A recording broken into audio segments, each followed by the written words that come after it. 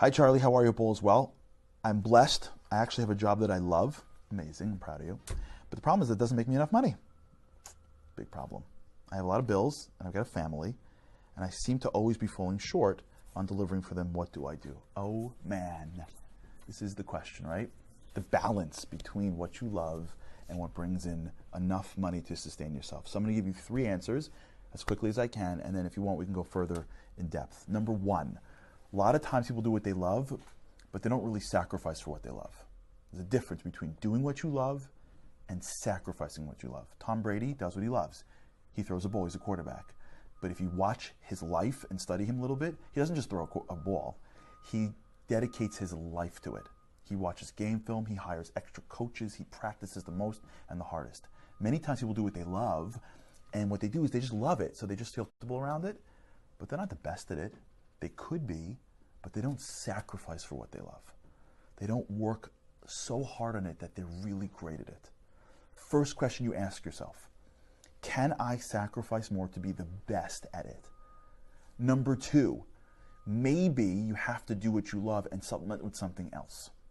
So sometimes in life you do what you love. You're the best teacher in the world, but the school doesn't pay you enough money. Don't stop doing what you love, but maybe there are other things you can do along the way to supplement that may be also what you love or what you don't love. But it's okay because you'll always be able to, throughout your day or your week, go back to what you love.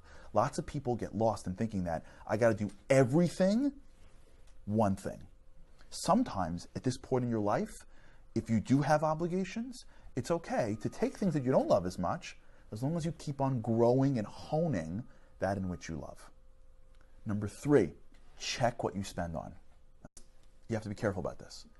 There are things you need and there are things you like. Sometimes we spend money on things that we don't really need, and we do it for other reasons. Sometimes it's because we want to fit in with society. Sometimes it's because we're trying to run away from things. Sometimes it's because we're indulging too much.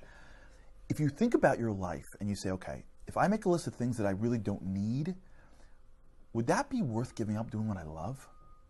And if you really sit down and think about it, especially if you're married and you've got a family and you really can talk to someone else about it, sometimes in life you can start to carve away at some of the things that you're spending on, and that will allow you to be more focused on doing what you love without that level of panic, but it has to be in that conscious decision.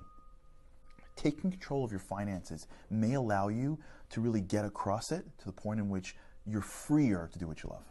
Hope I answered your question. If not, just email me, charlie@charlieharary.com, and we can delve in a more particular way. Thanks so much for your question.